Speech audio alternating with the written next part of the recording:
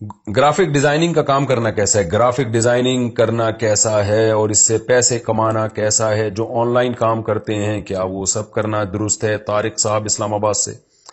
Graphic designing میں بس کوئی ایسی چیز بنانا جو غیر شرعی ہو وہ جائز نہیں ہے. شرابوں کی بوتلوں کی تصویریں نہ بنائیں، آپ لڑکیوں کی تصویریں نہ بنائیں. باقی جائز چیز کی تصویر ہے تو وہ جائز ہے، ناجائز چیز کی ہے گرافک ہے تو وہ ناجائز ہے. باقی فی نفسی ہی یہ کام جائز ہے، اس سے پیسے کمانا بھی جائز ہے. آن لائن کام کے شرعی حکام، جو آن لائن کام کرتے ہیں کیا وہ درست ہے؟ اس میں حلال و حرام کی کیا تفصیل ہے؟ طارق صاحب اسلام آباد سے. دیکھیں آن لائن کام کرنا درست ہے، لیکن اس میں اب آپ نے بہت ہی وسیع سوال پوچھ لیا ہے، اس میں تو پورا لیکچر دیا جا سکتا ہے. آپ اسپیسیفک کچھ پوچھ لیتے ہیں نا کہ یہ طریقہ جائز ہے یا نہیں، تو میرے لیے جواب آسان ہوتا. بہرحال آن لائن ٹریڈنگ میں ایک دو تین چیزوں کا خیال کرنا ضروری ہے. بعض لوگ کیا کرتے ہیں، کسی کی کوئی چیز بکوا رہے ہوتے ہیں آن لائن، تو اس میں یہ شو کرتے ہیں ہماری چیز ہے اور ہم سے خرید لو. وہ بندہ خرید لیتا ہے حالانکہ وہ آپ نے ابھی خریدی نہیں ہوتی، آپ کی ملکیت میں ہی نہیں ہوتی. تو یہ عمل ناجائز ہے. یا تو آپ دو پارٹیوں کے درمیان کمیشن ایجنٹ بنے کہ میں آپ فلاں کی چیز فلاں کو بکوا رہا ہوں اور میں اس میں اتنا کمیشن رکھوں گا. یا آپ سامنے والے کسٹمر سے یہ کہیں کہ یہ پروڈکٹ ہے، یہ تمہیں میں بیچوں گا اتنے کی. بیچ نہیں رہا، بیچوں گا. بتاؤ تمہیں قبول ہے؟ اگر قبول ہے تو میں تمہیں جو ہے نا وہ کہیں سے بھی پرچیز کر کے بیچ دوں گا، میں تمہیں اتنے کی دوں گا، کہیں سے بھی لا کے دوں میں، بس یہ میرا ہیڈیک ہے. پھر وہ اوکے کر دے تو آپ وہ چیز مارکیٹ سے اٹھائیں اور اپنے قبضے میں لیں. قبضے کا مطلب یا تو خود اپنے قبضے میں لیں یا اپنا کوئی نمائندہ بھیجیں، وہ اپنے قبضے میں لائے گا. تو اس کا آپ کا جب قبضہ ہو جائے گا پھر آپ اس کو بولیں بھائی خریدنی ہے تو یہ لو جی میں آپ کے گھر میں پہنچا رہا ہوں. یہ اس طرح سے تو جائز ہے. یہ دو طریقے ہیں آن لائن خرید و فروخت کے، ان میں سے کسی کو اختیار کر سکتے ہیں. باقی اسپیسیفک کوئی خاص چیز پوچھنی ہے تو اس کے بارے میں پوچھیں تو میں بتاؤں گا. کرپٹو کرنسی سے نفع کمانا، کرپٹو کرنسی لے کر رکھنا اور بعد میں اس پر نفع حاصل کرنا کیسا ہے؟ محمد سرور ثوابی سے. دیکھیں کرپٹو کرنسی بعض چیزیں ایسی ہوتی ہیں علماء اس میں ماہرین سے پوچھ کے ہی رائے دیتے ہیں. یہ کرپٹو کرنسی تو ایک ڈیجیٹل کرنسی ہے نا، یہ نئی چیز ہے، تو ماہرین جو تفصیل بتائیں گے علماء اسی کے مطابق فتویٰ دیں گے. میرے پاس جتنے ماہرین تھے، ڈاکٹر ذیشان صاحب جن کا میں نے انٹرویو انہوں نے میرا لیا تھا یا پتہ نہیں میں نے ان کا انٹرویو لیا تھا یا دونوں نے ایک دوسرے کا انٹرویو لیا تھا، واللہ عالم. ان کی رائے یہ تھی، انہوں نے جو ہمیں ڈیٹیل بتائی تھی اس کے حساب سے جائز لگ رہا تھا ہمیں، تو ہم نے فتویٰ دیا جائز ہے. لیکن ایک اور بڑے عالم ہیں، عالم سے میری مراد کرپٹو کرنسی کے ماہر، جو میرے پاس ان کا نمبر بھی ہے، میں نام بھی لے لیتا ہوں، تھوڑا سا آپ لوگ ویٹ کریں.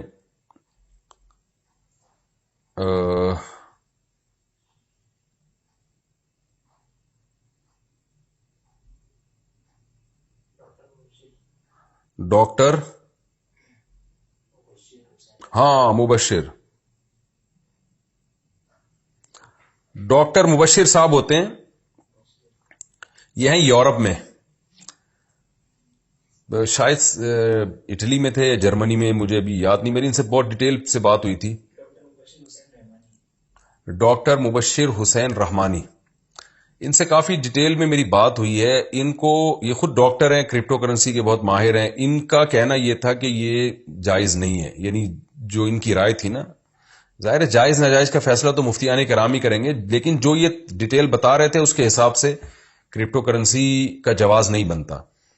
تو اب چونکہ ماہرین ہی کی رائے میں اختلاف ہے تو اس لیے میں نے اپنے پرانے فتوے سے رجوع کیا. ان سے جب میری بات چیت ہوئی، ان کے پوری ڈیٹیل ہے، فیس بک پہ بھی آپ کو مل جائے گی، اور ہو سکا تو ہم اس کا لنک بھی شیئر کر دیں گے.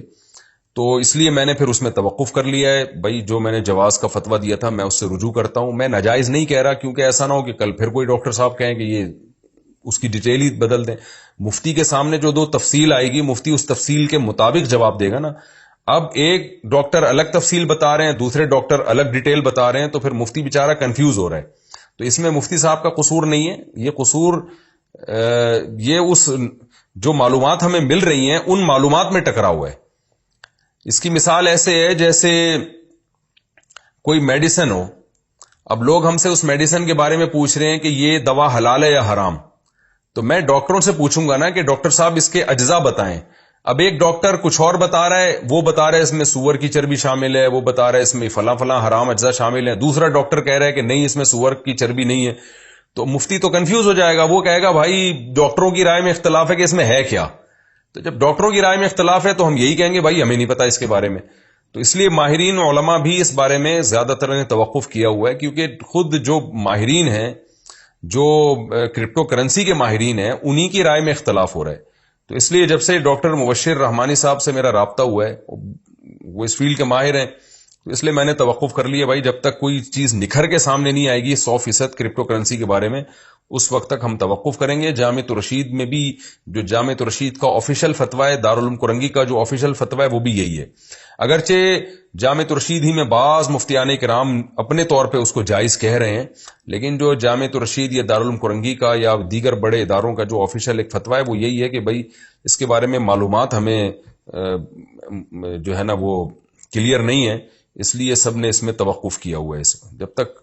اور دیکھیں الحلال ابین والحرام ابین، حدیث میں آتا ہے حلال بھی واضح حرام بھی واضح، اور کچھ چیزیں مشتبہات میں ہیں.